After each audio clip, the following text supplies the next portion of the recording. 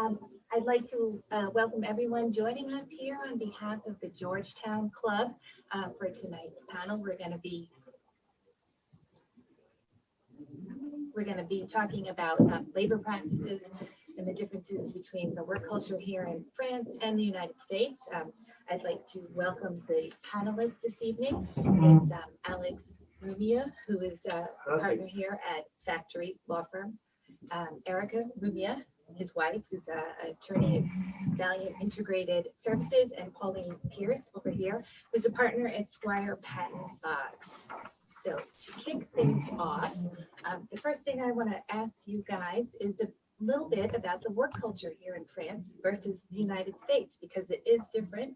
And I think expats, when they come over here, I think maybe sometimes they're surprised at how different it is than working in an office in the US. So I just want to go ahead and ask, what do you think are the biggest adjustments that expats have to deal with when they start a job here? Should I go or do you? Well, you can go because I think, because Pauline works in an American law firm, so she has a good perspective on this question. And maybe Erica can join in also But as you know, an I expert. don't, I'm not sure any of us have worked in both to be able to compare and contrast. We may be able to say our perspective. Did you work in the United States when you were there? No, I didn't, but I do have, lots of American clients who are surprised by, what we have to tell them about, expats and what they have to deal with. But yeah, you're right. I am I'm a French lawyer and I work in a American environment in France, but I don't necessarily have the American culture in my daily work. But I'd say that the few things that I've noted to be very contrasted are the fact that everything here in France is very regulated. Everybody has a working contract. It's harder to get fired, so employers are more reluctant to hire you under, a fixed, actually an indefinite term contract. Employment is not at will, so it's much more rigid. You need to have cause to fire. So you just have a more structured work environment where working time is important, vacations are important, and they're part of the local culture, which may be just a bit different than the world you have, the working environment you have in the US.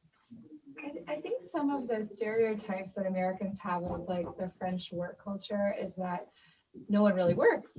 And you roll in at 10 a.m. and you take a long lunch, a couple hours, and maybe you have a siesta. And then everyone leaves at 5 or 6. But my experience living in France doesn't appear to be like that. My friends don't seem to be phoning it in. They actually appear to be working. They go every day. They seem to work long hours. Is the American stereotype right or wrong? No, that is a very, very good point. And actually, we were discussing before this, before we started this event, the difference between cultures working from home versus working in the office. And I think that one of the most important differences is that the French culture is very office culture. So we come into the office and the office hours are extendable. And whether you're a parent, whether you have parent-teacher meeting, you're supposed to be there from 8 to 8. People leaving at 6 get sometimes their managers saying, are you taking your afternoon off? And that's not offensive. It's just what we say in France. I think that is a very different culture. Yeah, we have a present, we have to be there all the time. Yeah, because everybody talks about the 35 hours a week, but the actual numbers, when you look at the studies in France or the white collars, the average number of hours a week is 43 hours. That's an average. So lots of people work more than that. So the 35 hours is not for all the people who are attending this meeting, probably, and most people in France. And that's probably something that people don't realize when they are looking at France from abroad. Yes, and I totally agree on the culture of being at the office until late hours, but it's maybe changing a little bit these past months and years since the COVID and the remote working. I say that, and at the same time, well, we come from a long way. So I see a lot of my clients trying to introduce ways of monitoring the number of hours that people are working behind their screens. So that shows that there's still this sort of culture of the number. But I think it's related to the fact that another big aspect that is a reality in France is the number of paid leave we have. So when you have employees that have the minimum legal is 5 weeks of paid leave. You add up 10 bank holidays on top of that, and then most companies there's more than 5 weeks of paid leave. So you end up with 8, sometimes 9, 10 weeks of vacation, paid vacation a year, and that is not in deduction of the sick leave that you have. That's another subject in France. Well, when your employees are working, you really want them to work. Because they're only working part of the year at the end of the day. So when they are in a period of work, you really want them to work. And so that maybe explains the will of the employer to really have a lot of hours done. And that's actually a really interesting point. One of the things that I found was so different is that in the United States, employees can actually be fired for being sick. So as long as you don't have a disability or something that is covered by the ADA, the employer can say you've run out of paid leave, or we didn't actually give you any paid leave because that's not a federal requirement. And therefore we're not going to accept taking leave without pay, you're fired. You can be fired for basically any reason or no reason at all in the United States. So including being sick. That does make this clear for the audience. In some of my clients, people have been in sick leave for years. So that means they're full salary in one way or another. And it can actually last for years and years. And I have some examples of people who have almost their full salary for 5, 6, 7 years of sickness. And when I heard you talk about finding people who being sick, it almost made me laugh. I think Pauline would have almost the same reaction because from a French point of view, it's so weird and so impossible. And so, no, people are sick. It's they are the victims of their own sickness, and and that's France and also Europe. Yeah, I think it's a European model where you protect, and it's also, I mean, discrimination, because if you fire sick employees, then you risk being sued for discrimination. So we're very cautious about this as lawyers to say, protect these rights. And just for a little anecdote, whenever we want to fire an employee, our biggest worry is that that employee hears that we're going to fire him or her and files in for sick leave before we send out the letter, starting the process, because if they do, we're stuck, or, in most instances we're stuck. So it's our vigilance point. That brings up an interesting point that I wanted to ask you guys on, because as an expat, you're told when you get a French contract, a CDI, that's like the gold standard. And, once you have it, short of murdering your boss in the office or something, it's very hard to fire someone, as you guys were just discussing. But it's hard to get the CDIs. French companies, because it's hard to fire, they seem to be more cautious about offering it in the first place. So I just wanted to know, do you feel like there's any impact on productivity in the offices or morale even? When someone has a CDI, they can't be fired, but if their career isn't progressing, there's a phrase in French, kind of mettre dans le placard, they're sort of shunted to the side. And so I just wondered what this, what kind of an impact this has in an office on morale. Can you hire someone can you hire somebody on a CDD for No, there's a maximum amount of time. Plus, there needs to be a reason. Yeah. So, yeah. But well, again, things are changing from that point of view in France. That was exactly the state of mind of the employers for a long time. And they were avoiding doing CDDs, fixed term contracts for before having the employee as with a CDA. But that is changing since now we have a scale of damages. If you fire somebody without cause, you will be sentenced, of course, in court, forms. But before, we didn't know how much it would cost. And it could be anything. It could be 1 month, 6 months, depending on the judge's mood of the day. Since Macron president installed a scale of damages, well, you know that if you fire an employee that has 1 year of seniority, it's going to cost the employer 1 month of salary easily if he goes to court. Basically 1 month per year of seniority. So that was a good thing because it lowered the fear of the employer of not being able to fire anybody that they had. And so that had a vicious, it was a vicious circle. And now we know for sure the scale of the damages. The employers are willing to do CDAs, much easier. And that's actually very interesting because I have a lot of employees in my work in Germany, and they also have a scale of how much damages are.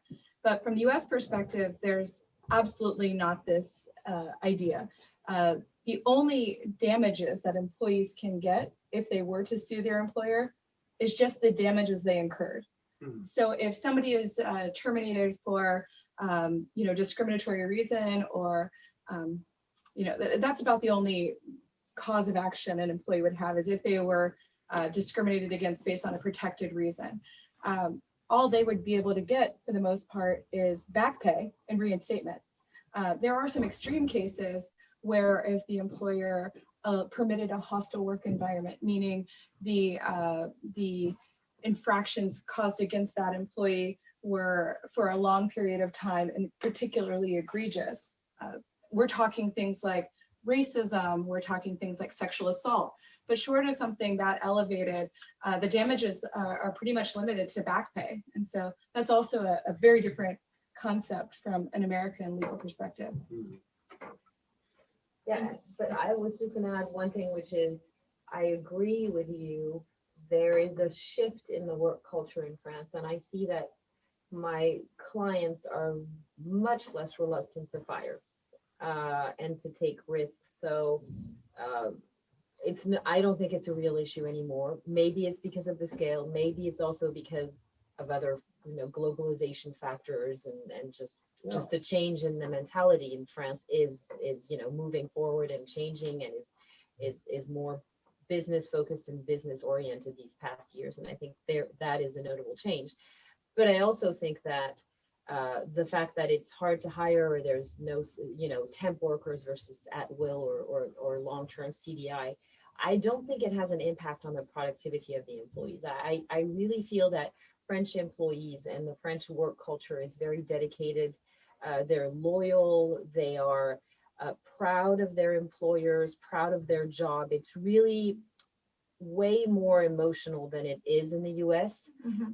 So you do have a dedicated workforce and a dedicated work environment, which also explains the office hours, because there is sort of a loyalty to the firm or the brand or whichever environment you're working in.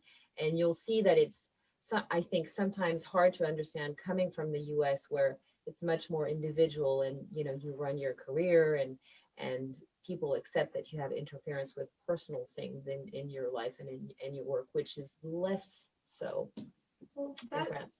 actually seemed to be something that I thought was different here, where in the US, we seem to integrate our family and our personal life with our work a lot more, where, my boss would invite me over for dinner, or, we would have regular events where our families would be included in picnics with all of the family in it.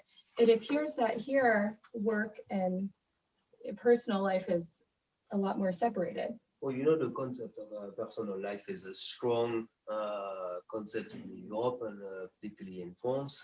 And that probably explains what you're saying. Totally true. I mean, you wouldn't invite, as a French employer, your team to your house to have dinner. All that in France, apparently, I understand it's a common thing in the US. We have a strong distinction between professional life, where you're dedicated and you do a lot of hours, and all that, and personal life, that is a completely different thing. And the employers are very afraid of crossing the line because it's not in our culture, and it would be weird anyway. In France, if you would probably feel weird. I mean, I love my associates, but I'm pretty sure they wouldn't like me to invite them to home to have dinner with my wife. I know they appreciate me, but I hope so, at least. But it's not in our cultures. And it's an illustration of another big difference. It's true between France and the US. Things are integrated in the US in a certain way, and but I mean, there's a lot of, we could go far away with that philosophical reasons about. But that's strange because, as you were just saying, people stay in their jobs for a long time here, and in the US, you can switch in 18 months to get a bigger, better job in another city. But here, people seem to stay for a very long time. Well, because of the system that makes it difficult to fire you, there's less turnover in companies, and people, and the price to pay for that is that there's a higher level of unemployment in France. I think it's a necessary price that goes with a highly regulated work market. And so you're more reluctant to leave your company because you're afraid of not finding a new job. In the US, you can leave your company and find a new job in a week. In France, there's a lot of people who stay a long time, months, years before managing to find a new job.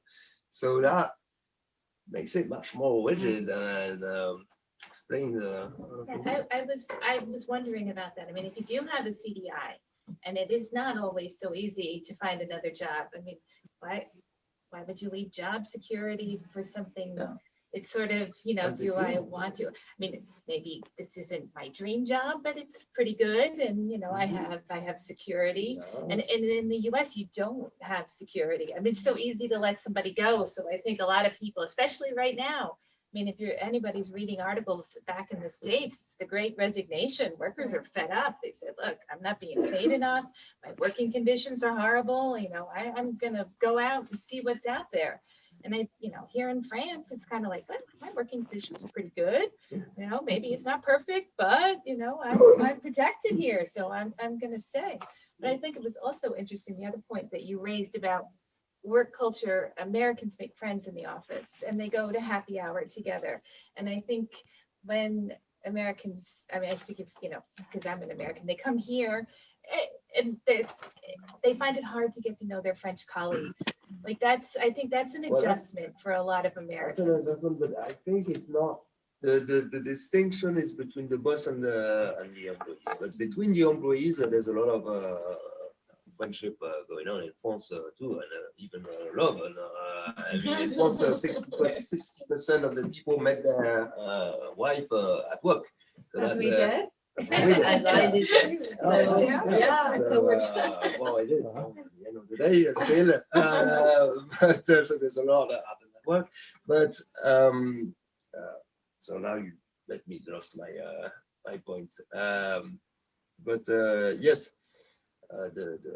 Between the employees they socialize in. Yeah, what you were pointing out is that it is true from a cultural point of view that French seem less friendly from at first. American, my view, Frenchmen, they are very welcoming, very friendly straight away. And I think everybody would agree with me about that. They're even over the top friendly at first. I mean, that's my French perspective. And in fact, the bad side about that, if I can say it, the bad side is that, well, you can never know if it's true friendship or just a cultural, normal, welcoming situation. In France, we take more time for that. It doesn't mean we don't like you. It just means that that's the way it is here, and you build a friendship. Takes a little bit more time, but it's I'm going to say something bad. It's not fake, but you shouldn't. That's the risk for an American person coming to work in France, is to interpretate this slower process as a rejection or as they don't like me because they're less friendly than what I'm used to. So that is a big thing that I would tell an American who's planning to come and move here. Don't feel too bad about the coldness at first of Frenchmen. And that's a generality. There's also a lot of super welcoming French people, but always maybe a little bit less than the US. Sure. So Or English. before we were discussing this whole making friends in the office, we were talking about the French contract and why people aren't leaving. But sometimes people do want to leave, and thanks to President Macron, he's eased up some of the labor restrictions and introduced something that my American friends can't believe: the rupture conventionnelle. If there's no equivalent in the U.S. So I don't even know what that is. I Oh, mean, yeah. I know my friends are No, trying to get one, explain- but explain what it is. There is an equivalent in the US. It's the mutual agreement of. no, in the US, you walk out the door. Yeah, right, exactly. You walk out the door, you do not get, you're not gonna pay out. No, you just say, oh, I've got a new job, I'll see you, like, and they're No, I usually mean, like, it's okay in the US that the boss is employee can say, okay, we're not working anymore together, and we're still friends, bye-bye. That's But okay. even if you hate your job, it's like, oh, I'm counting down the seconds. I can't wait to tell my boss to shove it and I'm out. yeah. And I'm not getting a nice little bonus to go away. I mean, No. I'm just out the door, you know? Yeah, well, it's. And You're you're lucky- lucky, anyway, that's the impression Americans you're- have of this. And you're it's lucky if you get paid out your vacation, Yeah. because it's not required. Right, If you were true, lucky enough to exactly. get paid vacation, you might not get it when you leave. So hurry up and use it without your boss Right, knowing. yeah, exactly. I mean, Americans have all kinds of, like, wait, I'm gonna use my vacation, and then I'm gonna quit, or, you know. So that's all for this- maybe for audience. What is a rupture? Yeah, what's your conventionnel is when you want to leave your company and your boss is okay that you leave the company. Well, usually, historically, people would quit the company. Problem with quitting the company for the employee is that there's no unemployment benefit, unemployment insurance after that, and you leave with nothing. I mean, it sounds for me perfectly logic. If you're the one who's leaving, you leave without any check, and because you chose to leave the company, you don't have an employment benefit. But we are in France, and so this situation created a lot of problems because on the game employees had to play to not leave the company without anything and risk to not have any revenue anymore because they're not no unemployment when you quit. Well, they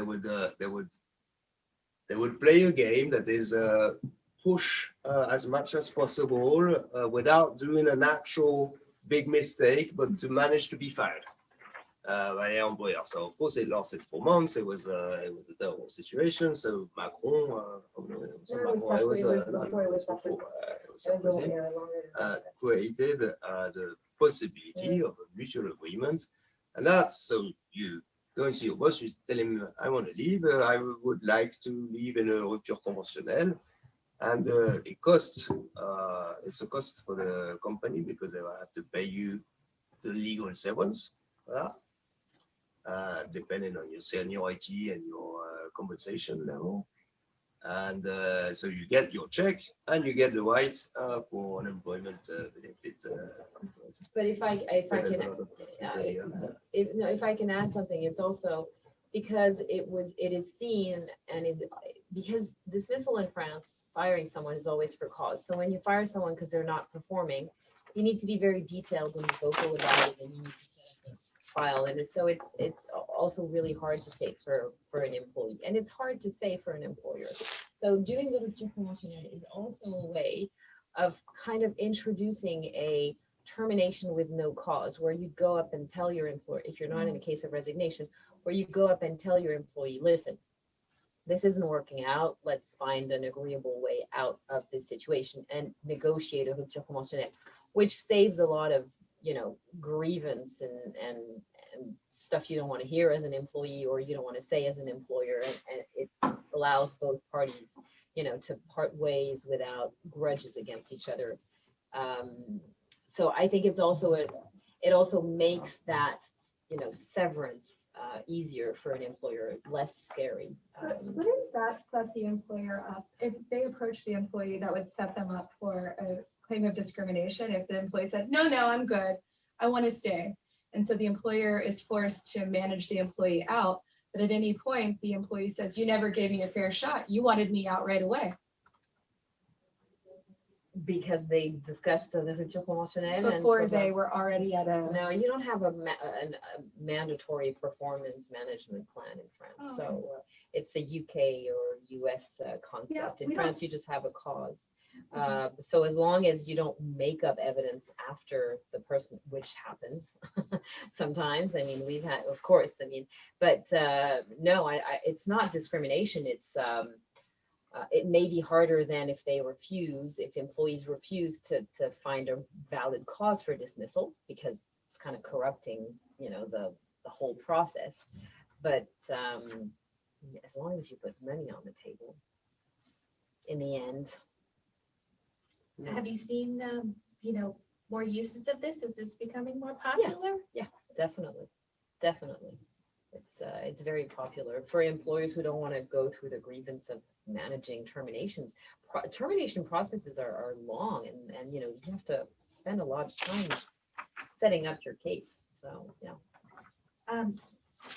Yes, I want to ask you guys, we were talking about the pandemic before too, and how that's changed how people work, because basically for a year and a half, a lot of people have had to work from home, if not completely, partially. So I wanted to talk about what the impact on working from home has been.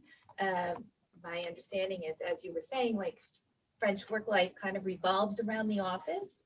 So suddenly, a lot of French workers had to teletravail, and what kind of impact that has. And going forward, if you see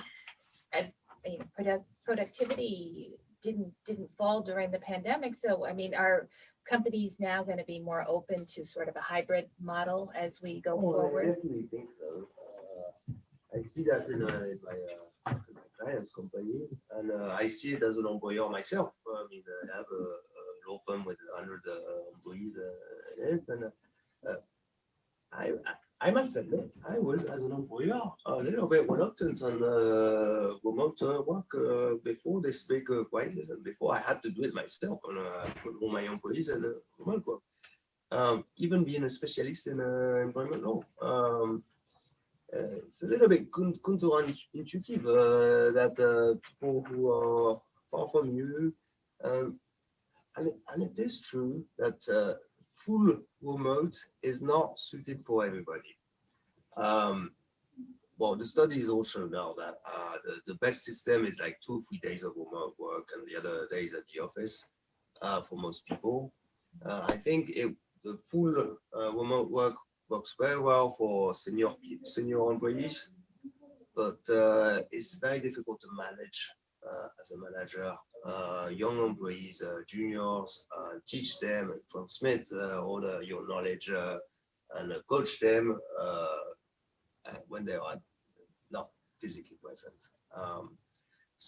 But to answer your question, what I see, and I'm sure Pauline will confirm, in my clients, in all the French companies that I consult, is that for sure it's totally admitted, more or less, but at least a little part of remote work is widely admitted now, and probably full remote is much more admitted now than it was 2 years ago. 2 years ago, Erika, who's working 100% remotely, is a total exception. I don't think I knew a single one employee. Nowadays, and it offers a lot more flexibility to the employer and to the employee. If one of my employees, I don't know, maybe wants to quit because I say she because it's culturally more still, even in France, where we really try to reach equality, but it's the woman who's gonna carry the baby for 9 months, and after that, well, so it makes things more difficult for women physically. And so sometimes women are tempted to quit their job. With remote work, it offers a lot of solutions, flexibility for people. So it's good for the employer, it's good for the employee, it's good for productivity, and it's, again, talking about, sorry, to answer your question, widely admitted in French companies. All my clients are asking me, how can I regulate? So there's tax issues, social security issues, immigration issues, because now it's not only remote working and work we're talking about, it's in most of my clients, enabling your employees to go and work in another country if they want. Just like you see in movies, in Thailand at the beach with a computer. Like me in Paris, right? Like you in Paris, living the dream. Everyone says, oh my gosh, I want to come have a meeting in your office. So yeah, I don't know if you share the same. Absolutely, absolutely. All of my clients are telling me, how do I set up policies for working from home, and it raises it's a lot of flexibility, but for employers, it's also, how much do I have to pay? What equipment do I have to provide? What health and safety measures I have to, so there's a lot because we are in France, once again, it all sounds great and it's allowed and it's in place and it's there, but it means there are policies, it means there are contracts, it means that, health and safety issues, what do I have to offer to my employees? The right to disconnect. So, you have to draft contracts where you have to provide that you're not going to be contacted during lunch or after hours, which is 7. So it's there, but it's also organized in a different way than it would be probably in the US or even in the UK. So our clients in France are even more amenable to working from home because it entails for them quite a lot of work to set it up in a way which is not going to backfire against them from a labor law and employment law perspective. So I think I'm pretty goodwill. sure in 10 years, we're gonna have huge Yeah. claims about people with back problems and eye problems because the employer didn't provide all the furniture, equipment, So, but again, we're in France, so they are questioning us about this. I'm not sure in the US it's even a question. Do I have to provide? Yeah, it somewhat is. Since I have a deal where I am 100% remote, the company is supposed to provide these things. And if I was to say, I have a back problem and I need a reasonable accommodation, they would have to provide an ergonomic chair or something that Yeah, would. but would they do that because they're afraid of you suing them in 10 years because your work?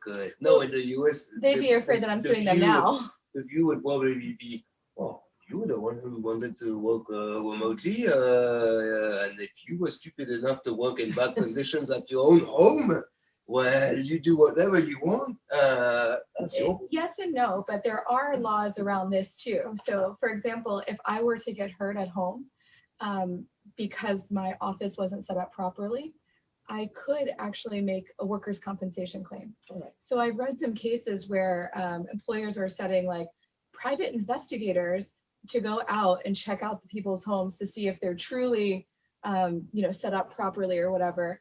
But this is few and far between. I think workers' compensation is probably the area where it's going to be most talked about in the U.S. But there is also going to be case law coming in the next several years about just what you're talking about in terms of physical issues. Not so much about like work hours, like we don't have, you can work through your lunch, you can work I work at midnight regularly, but I'm required to report my own time. So if I am improperly reporting my time, then the company's not liable. Mhm. Yeah, we have the whole working time regulation issue, so it's a problem.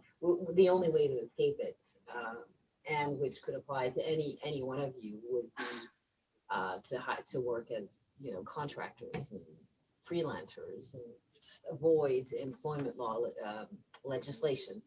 But then again, it's not that simple because you need to really be an external consultant or service provider, and you can't be an employee full-fledged hired as an external consultant. But there are also ways to avoid, if that's what you're looking for, to avoid the very unflexible, or what it seems to be like unflexible French law environments, and opt out of it in some instances.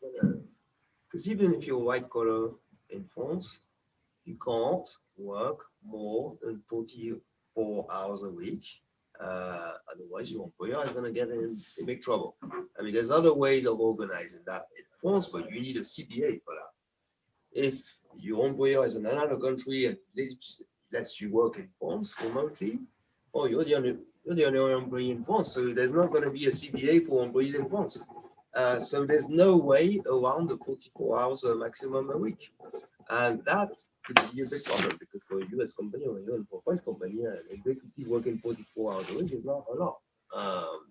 So the solution is the independent contractor, but that raises a lot of other risks for the employer. That is, most of the time, you're not going to be able, because it's a way of not being an employee, so you're going to still treat the person as an employee. And at the end of the day, the risk will be for the employer. There's no risk for the employees in that situation, but the employee could sue you, saying, well, in fact, I'm an employee, despite my independent contract. And so I will claim overtime, severance, damages, you name it. So it is a solution, but it's not a solution completely free of risks for the employer.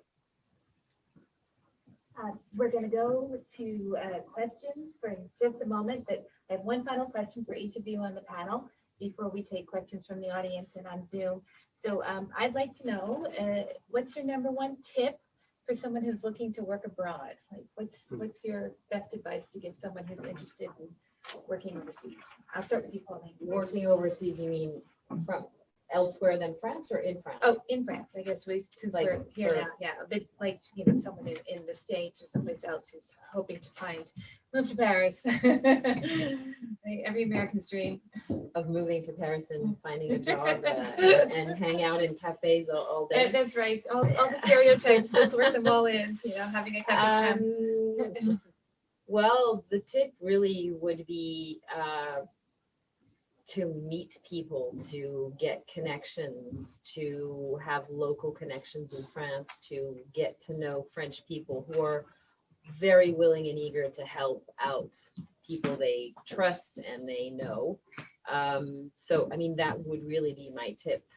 Or be sent to France by your employer from the US directly, and negotiate to work from home and to have specific arrangements to work from France, but continue working for the US. That would be my tip. But connections in France are really key, I feel, humanly, not legally speaking. But Erica? So I have a perfectly unique perspective on this, because that's what I did. I moved here. I thought I retired from the practice of law because I don't speak French and I'm not a French lawyer. Sold my car, sold my house, and hopped on a plane and moved to Paris. And what I found was that LinkedIn was an amazing resource for me. I had not updated my LinkedIn because I didn't have a job. I was just in French school full time. And I was starting to receive a number of headhunters calling me from the US and saying, hey, could we get you to move back to Washington, DC? Can we get you to move to California? How do you feel about Texas? And, my advice is don't keep your mind limited. The headhunters called me and asked me these things, and I didn't tell them no right away that I was living in Paris. I'm never going to consider anything else. I said, well, how much? How much are we talking, right? I said, can we work out a commute policy where I come once a month? Keep your mind open, look at the different possibilities. But my best advice, if you are living in France or somewhere else and you can't get a French job because you don't speak French or you can't get sent here or whatever, keep your LinkedIn updated and entertain the phone calls, no matter how crazy they sound. It worked for me. Alex? Well, I will take the question as a tip of for somebody who's not yet in France, because Pauline, I totally agree, give a tip for people once they are here. I would take a step back and give them a tip before they leave. And I'm gonna be a little pessimistic. I want to end the conference on that, but I will tell them, think about coming back. Think about the organizing the possibility to come back to your home country, because France is amazing. Of course, I'm a Frenchman, so I'm going to say it's the best country in the world. But it's difficult to measure the difference, the difficulty to adapt to a culture of another country if you didn't do it before, and you can't measure the amount of difference of culture before you leave and you actually live in the country. People who live abroad, this audience probably all understand what I'm talking about. I'm half British and half French. I'm from a multinational, my parents are from different countries. So I've lived in that since I was born. And even with that, I see through Erika what I couldn't imagine. The difficulties, the difficulty it is to live in another country where you don't understand the concepts and the stupid things like, where do I buy my milk?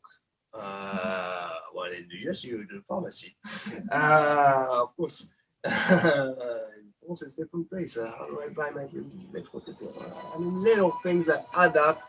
And at the end of the day, especially France is not the most easiest country to make new friends in. We talked about it earlier. So, well, it often works, but sometimes it's not the dream you had imagined first. So think about the plan B. The way to go. Well, of course, if you said everything you did because you're madly in love with your Frenchman, well, there's no thinking about it. You just do it. I would encourage everybody to do so. But if you're not in that situation, plan maybe for a possibility to come back at some point. Okay, I think we're ready for questions, and I'm sorry, there seems to be construction in the lobby, so excuse the background noise, but Can they hear us, actually? Do you have comments? do we have They can questions? hear So there's multiple comments here. Everybody really wants to focus on how to get a job. So you just addressed that right now. One of the specific questions was what not to do. What are the taboos? What should they absolutely not do to optimize their chances of getting a job? What would be the one thing not to do? One thing I always hear from Americans that are trying to get a job here is they don't even understand how to apply. Like in your application, you put a photo or they ask you personal questions in your resume. I mean, can you talk us through the application process? Even that seems absolutely insane from an American perspective. Why do you say it's insane? A photograph? Yeah, a photograph is weird. No, but it's only the photograph, or are there other things that? So from people your have told me that during interviews, they'll ask very personal questions. Yeah. And that would, I mean, we have a list of things. Is you there Is there a absolutely way to can't ask say, a question and here? people don't say it. And if you say it, then like, it's Is just there, things that don't happen. is there a way to ask You a can question here? As a woman, you get asked if you're married. Exactly. if you're- This is insane to yeah. us. So I would say a few things. I would say, one, it is very formal. It is never, don't ever come relaxed. You'll see meetings in cafes and stuff, but don't assume that it's relaxed. It's very formal. You can't, I was going to say trust the person you're talking to. It's not really the right term, but you have to roll out your speech in a very formal way. You have to dress up because we're very attached to appearances in the French market, and that's really key. Even though we're more relaxed right now, but there's still more of a judgment on, do I look professional or not? That's key. Don't be offended, and don't show you're offended by questions which culturally shock you, because it will not be understood. I was asked, do you plan on having children? And I'm an employment lawyer, and I answered, I said yes, and I responded, and how much maternity leave will I have? Because I just wanted to show that it was an inappropriate question, and that was fine, and I was hired because then I scared them. And they thought, oh my God, she's gonna sue us. But you can't just say this is offensive or even react in any way, because it will not be understood. Really, that's all I could. And how to get a job, I'd say LinkedIn, I'd say hook up with headhunters in the French, environment, try to meet them and sort of give your resume. Yeah, network. That really works. Headhunters are important on the French market. Yeah, work on your network, like in any country. If you stay within, if you don't go out there and meet people, you're not gonna have a lot of opportunities. And well, my main tip would be first learn French. If you're crazy enough like Erica to come to France without speaking a word of French, the first thing to do is to learn French, at least a little bit, because French companies will probably never have, except very few exceptions, somebody who doesn't speak a little bit of French. At least that would be the main thing. Even if we're in a global society, and even if you go to an American company that has the Paris office of an American company, they will still want you to speak French. And you know how much France is attached to speaking French. Yeah, everything is in French in France. Your contract will be in French, bilingual version, but the intranet will be in French. It's actually a law. I mean, if you work in France, everything has to be in French. So you need to speak French at least a little, or to have a job or apply for a job that would not require you speaking French. There's no wrong. But no, that I can't even think of what it would be in France. Questions from the audience? I wanted to make a point about questions and interviews. Like, how old are you? Louder. Questions and interview, and it shocks you because you come to this country, it's a Western country, you look on internet, they have the same law as in the United States, you live in London, they have the same law, you come here, and it's just, you are just shocked, profoundly shocked. How old are you? Answer. My age allows me to focus only on work, and I'm totally available for work. No, you don't understand. How old are you? I'm like, okay, I think the question was, I don't want to say it. I'm sorry. And then in the next interview, they ask you for your last diploma in original. What you have there? Your date of birth, your place of birth. And they ask you for like social security card, the French social security card, which means they can withdraw that data about your health. No, they can't. They can't. I have to react on that because I'm a French labor lawyer and French patriot here talking. There is no background check like in the US. There's no investigation and there is no, the data privacy in France is mega well, I mean, they have your social security number, but they do not have access to your health file. So they're offensive and they're shocking and they're inappropriate, and equality between men and women is still somewhere, but not there, on its way slowly, but they're not going to retrieve your personal information and they're not going to do background checks like they do in the US. And my American clients ask me things that just simply appall me. They have private investigators following people around and checking their credit record and stuff. This is never, ever going to happen here. Or anywhere in Europe, actually. Pauline, I have to say, is half American. So she's not the basic French woman depending on France. But the audience member has a good point, and I've heard this in a lot of expat communities where many people think they're not getting jobs because maybe they are overreacting to what seems to be a normal question from the interviewer. But is there anything the applicant can do if they don't get a job and there are these awful questions No. being asked? Well, I mean, discrimination, but How do you prove it? to be honest, it's, we're very far from a legal system in the US where it would actually have merits to do that. It would probably honestly be just pushed aside. That's why I'm saying there's a long way to go before we reach the level of discretion. Well, first, I think it was a very bad experience, and Yeah.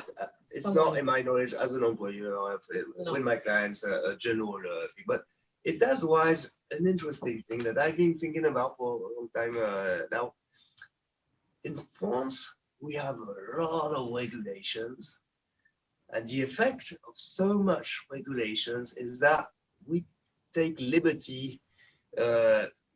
We violate a lot of our own regulations because there's so much that at the end of the day, I think it's not a scientific study, but I think the reaction is this: impossible to follow all the rules that we have in France. So the rule loses its intensity in France. And you know, French, I mean, I think it's interesting for foreigners to know that in France there's lots of rules, but French people spend their entire time going around the rules. In the US or in England or in other countries, there's a very small amount of rules at the end of the day, but you definitely follow them. And if you don't, you're in big trouble. In France, first, people tend to not follow so much the rules, and the punishment are less important than in other countries because it all goes together. I mean, the people who make the laws know that it's so difficult to follow all the laws they're making that they put less higher penalties on it. So it's a good illustration of that. I mean, in a bad way because they were obviously pushing the thing to the limit. But I thought it was a good illustration to point out to the audience. But may I say, because if that happens again, they're not supposed to ask you for your social security number before they actually hire you. So if they did that, yeah, you were with a really rogue person. No, but they have a bank that had a formula. And then you're For your they're application. writing where your husband works, what's your social security number. If you don't answer to these questions, you may not have a job. I'm like, Well, they certainly don't have us as lawyers. That was going to say, they have a very bad lawyer, obviously. there was an English lawyer there working there. Ah, see, so, oh, in England, yeah, in England, they're she allowed. was English attorney. Ah, okay. I would actually go on with that because I've also had questions about what my husband does. Well, you have to put in France also that you're married, but also I've had documents asked and everything, all my documentation, and then they said no. Actually, this was in France. And it was an American company, but it was the French office actually that said that because the Amsterdam office was yes, and then the French office was no. It was, for me, it was very shocking. I felt a lot of discrimination in France, and I felt that not only that, but the questions have been completely inappropriate. Very, very shocking. It's very often, it has been, it was extremely discouraging, actually. And as a woman also, I felt completely discriminated here. Well, I do think that It has been, I don't know, but my experience, this has been like the worst experience ever. And was it because Amsterdam said yes and then And French then said the no? Paris office said no, everything was sent. Yeah. And when they asked for all your documentation, all your, work permit, So- et cetera, et Yeah.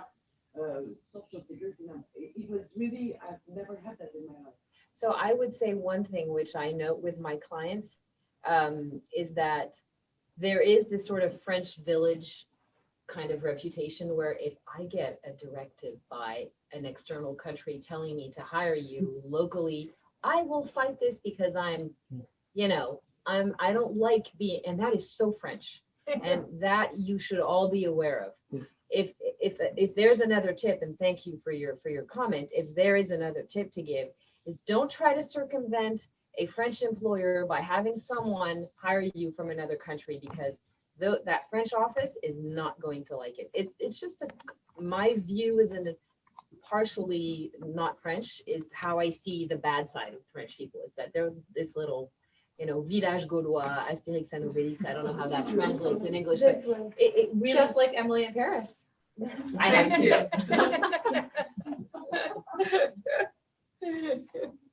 One question from an attorney to an attorney. The question is, as a lawyer, what's the best way for me to break in to the labor market as a lawyer in France? Into the labor market as a lawyer, but not as a labor lawyer, as a labor lawyer. As a Oh, I'm sorry. No, I'm sorry. As a lawyer. No, That's me. no, because it could have been. Let me just reread the question. As an experienced attorney, not as a labor lawyer, but as an experienced attorney. Well, Implicitly behind that means he has the bar and he has the right to work. Since I was looking for a job here, I can, give a little bit of perspective on that. There is a possibility to become a barred attorney here in France. You speak French, you take the exam. My understanding is it's not as hard as the exam that, we as US lawyers took in the US, or as difficult as the lawyers here had to take. It's I guess a dumbed down version. I don't know. I didn't take it because I don't speak French. So I have looked into different possibilities on looking for work. And, for me, I have had a number of options to work remotely for US companies because as an in-house lawyer, I don't have to be barred in France. I don't have to speak French. I don't have to, break into a French company with all of these applications and interviews and things like that. So for me, that worked. But there may be a possibility to work in a firm here as a foreign specialist. I don't know. Can you speak to that? Yeah, I can. We have lots of Americans, British citizens that are not qualified in France and that work in M&A, for example, or that work Capital in markets. arbitration. Because you don't need to be locally, you don't need to be a French lawyer to work in arbitration. So I would say focus on M&A, focus on arbitration, focus on international firms. So basically American or UK here in France. That's really the only options available. Apply, and as long as you speak English, I think you have your chance on, working on international transactions or international litigation in the French market if you want to work in France and work in Paris, because there is no place, for an American lawyer or an international lawyer in Nantes or Lille. You have to focus on. We're very concentrated on centralized things on the Paris market for now. Things may change, but not yet. Yeah. Do not even try in employment law. No, it's so specific to France that we would never hire somebody that doesn't have the French education on employment law. It's so specific. It's even I try to explain to Eric, as just an employment law attorney in the US. It's just the concepts are totally different. The way of seeing things is so far away that it takes a long time for her. I'm not still sure that she understands most of our way of seeing law in France. So yeah, try an M&A or Litigation. arbitration. Any final questions, guys, from the audience?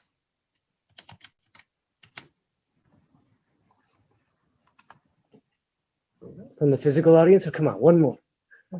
We have to end on a good note. No, it was my thing, me typing last chance. You're talking about how to make yourself an attractive candidate and the differences in the interview between, what gets asked in an interview, a job interview in the US and what gets asked in France. And of course, on your resume here in France, you also have to put your age, which in the US, you're not required to put your age either. But I wanted to ask about one's social media presence and how important is that or not here in France? Because in the US, you're told to be careful about, what you're sharing on Instagram and Twitter and all of that, because employers are going to troll through all of that. Do they do that here in France?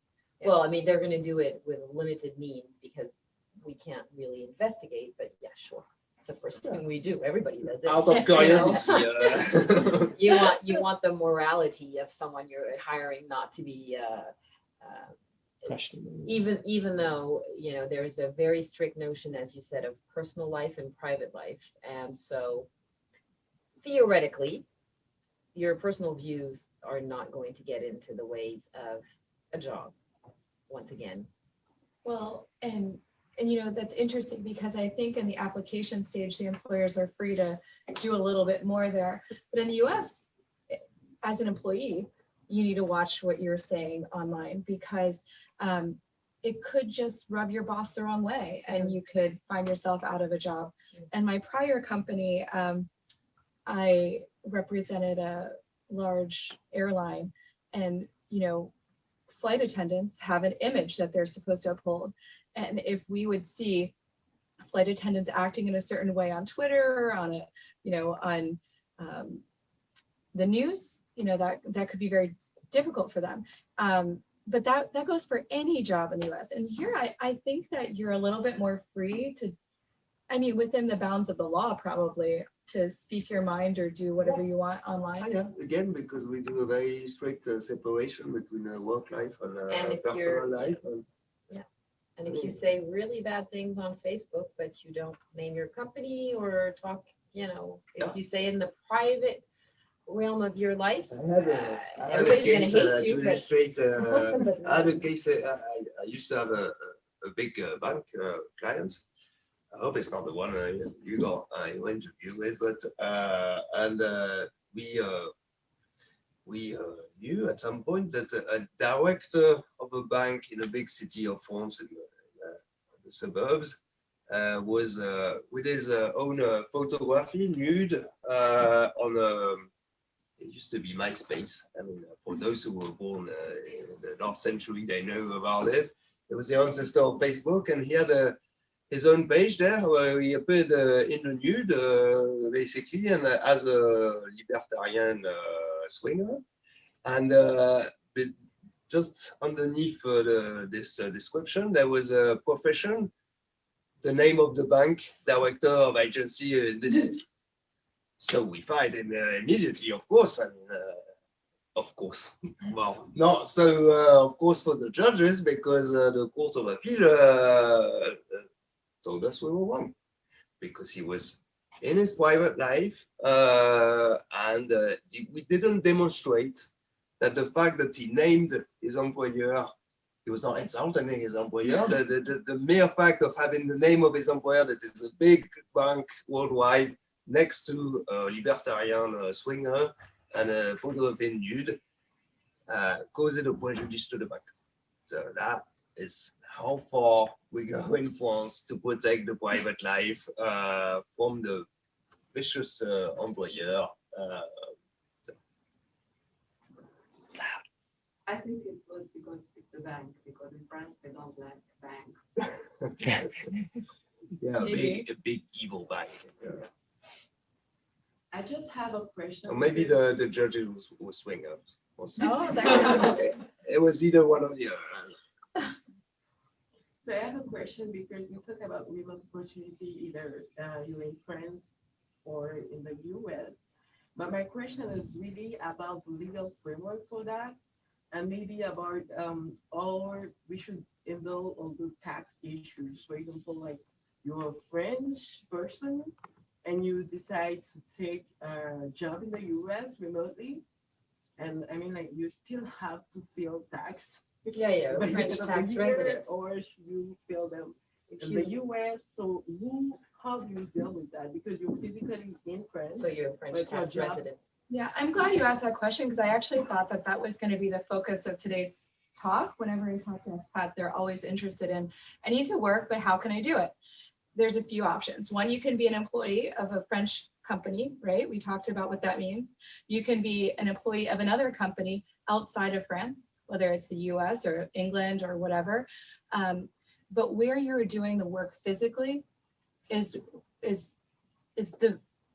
what matters for compensation and also for taxes. And Alex can talk a little bit about what it means if you are working physically in France what that means for the employer and the social charges and taxes and things like Yeah, that. hopefully we started to talk about it, but I will leave you the complete after me. But basically, you work in France, even if you're working remotely, even if you're working for a foreign company that has no other implantation in France, even if whatever you name it, you work in France, you're subject to French employment and labor laws, you're subject to income tax in France, and you're subject to social security in France. And that's a good thing for the employee, but for your employer, it means that he's going to pay 40% of your salary in taxes for social security. So that's a big deal.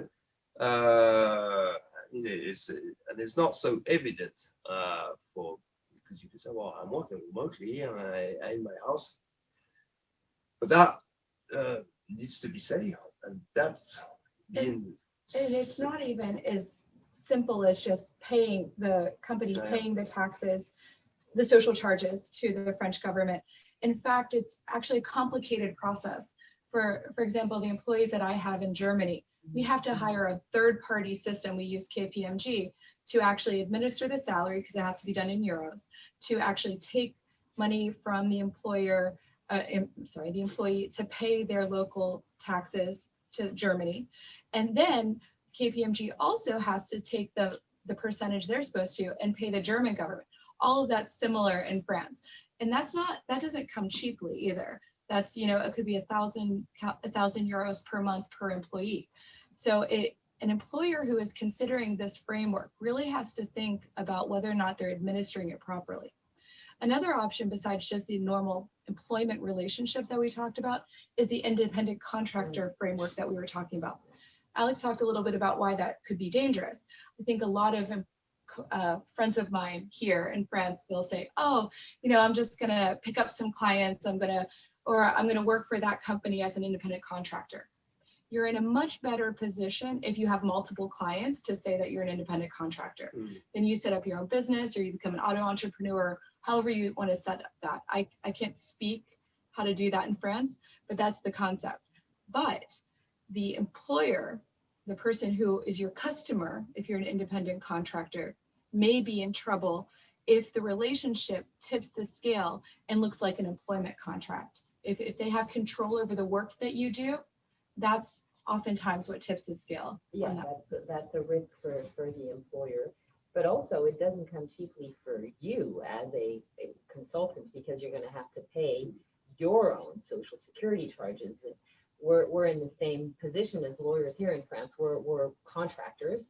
So this means you have to register with independent workers' social security system, which has a price. You have to pay social security taxes and you have to pay your health insurance and all your additional mandatory insurances. So it's not, it's something that is, when you negotiate your pay, if they tell you it's independent contractor or nothing, there is the risk of, is my future employer taking a risk because I can sue him and say, I want to be reclassified as an employee. Well, tough luck for them, but also, but also, have I factored in that I need to pay on a monthly basis 30 to 35, even 40% of what I'm paid in fees back to the French administration to be covered. I just did the calculation this afternoon, in fact, for case, and you need to know that the exact cost is very close, Pauline, but it's 27-28% in social security tax, and on top of that, of course, you will pay income tax, and at the end of the day, you have 40% or 45% more or less of what you are in it. So. And then another piece of the question that you asked was, as the employee or the person who wants to be employed, what do you do about your personal taxes? Well, France, you're going to pay to France your income tax because you're a tax resident. But your own country may have obligations as well. In the United States, you have to file for your entire life until you renounce. But depending on the country where you're originating from and the rules, they may have a tax treaty that relieve you from an obligation of paying taxes into the place that you're not living. So for example, me, I pay my local taxes here to France, and there's a tax treaty between the United States and France, which permits me to have a dollar for dollar offset. So I don't have to pay anything to the US. In fact, the year that I didn't work when I moved here, I actually got the stimulus check because I had no income, and I'm like, I haven't paid anything to the United States. Why am I getting this? You know, that was interesting because I always hear in the expat communities people complaining that they still have to file in the U.S., but there's generally, at least for U.S. persons, no additional concern in terms of income taxes. Another important thing in the same area is okay, you're an American or another country, whatever, but that doesn't pay so much taxes for his employee, and you get a deal with your employer. He's cool and he lets you come to France and work remotely. But you come back to him and you say, well, yeah, I listened to the conference, Georgetown conference, and I learned that I'm sorry, it's going to cost you approximately 25% more than what you're paying right now because you have to pay taxes for Social Security. Oh, there is a solution for that.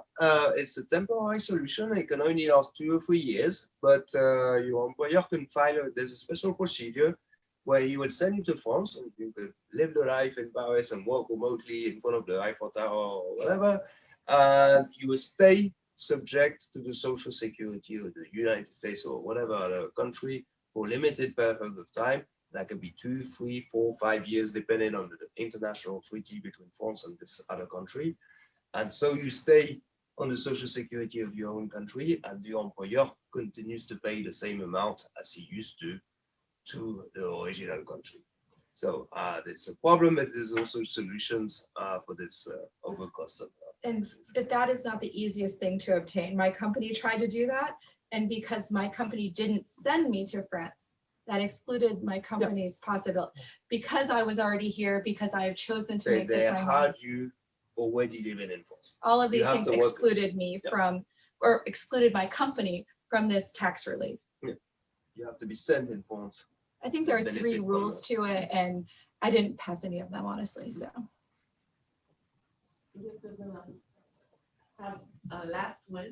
So in case of termination, so you're working in France for a US company, and at the end of the day, it doesn't work out for you, and you go to termination. So either you are paying your tax in France or in French, or not because, or yes, because you are an American, in which case that you're gonna be eligible for, I don't know, or not, or that work. Well, have the rights. I am a French employee now. Like, I have a CDI. All of the rights and obligations that I have and the employer has are available to me. Whether my employer is prepared for that, I don't know. I mean, as their labor and employment lawyer, I warned them, but there's really no one else to say, hey, look, you probably don't want to fire her unless she does something really, really bad. You know, I'm hoping that my relationship with my job is still good and stays that way. But yeah, I have all the protections that the French employee has. I haven't tested, and I don't know if you guys have any idea what that would look like if, you know, how you sue your foreign employer for the rights under the French contract. It's very easy. You just go in front of French labor court. Yeah. And they say, Oui. French contract. Yeah. And your employer is not present in the French, doesn't have any office, it's still the same. They will have to appoint somebody to represent, maybe Pauline or me, to represent them, or obviously not me, or the employer, but and they will have to pay at the end of the day. There's a comment in the chat, which is relevant to Erica's point. I just want to define the term. It's called the foreign earned income exclusion. In the chat, they gave the exact number in US dollars for what it was last year. For the benefit of the audience, is 107,000 US dollars. And most of us, because I presume all of us, if not, I hope all of us, are declaring our taxes. You should know this number. It's available on irs.gov. And to anybody who, and so all in the Zoom saw that point in the Zoom chat, that is indeed relevant. Foreign earned income exclusion. Know it, love it, pay it, or rather declare it. And I think we probably should wrap it up in a few more minutes. So maybe one last question from the audience, and maybe one final question from our Zoom audience, if anybody still wants to ask one.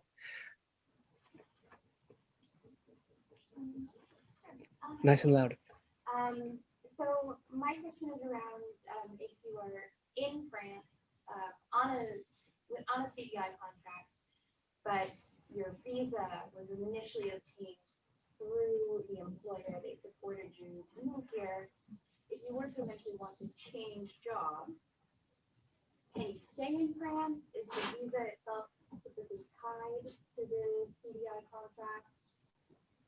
Is there a period of time, like, what, have you had any experience with that, that you speak to changing jobs as an American in France? Excellent last question. Yeah, I don't because I mainly consider employers that they don't have this problem. But I don't know. No, I think that it really depends on the visa you have, but when you have a working permit in France, it's a working permit that doesn't have the name of your employer on the card. So it's a limited time working permit, which does not prevent you from changing jobs. But you'll have to reapply. I don't know how long the visa Most of was. the time it's 1 year. Yeah, Afterwards, yeah. you think maybe you have 2 years. And after but- that you move to 4 years. But So your employer in the US or in France sponsored your visa and showed that they needed to hire someone from the US in order to get that visa for you. But yeah, exactly. But I don't think the name of your employer is on that card. Yeah, so you have your answer here. I think you're free to move it. I would though say, because I'm a lawyer, Free agent.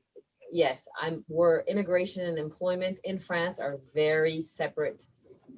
So we're not qualified as immigration lawyers. I just know that I've heard that and spoken about it with colleagues and in different situations, but I would, check this. Yeah, check this with an immigration lawyer, but I think you're pretty much free. Excellent. I think this has been a very productive discussion and exchange. Excellent comments, excellent questions from the audience. I'd like to give a round of applause to our panel and our moderator.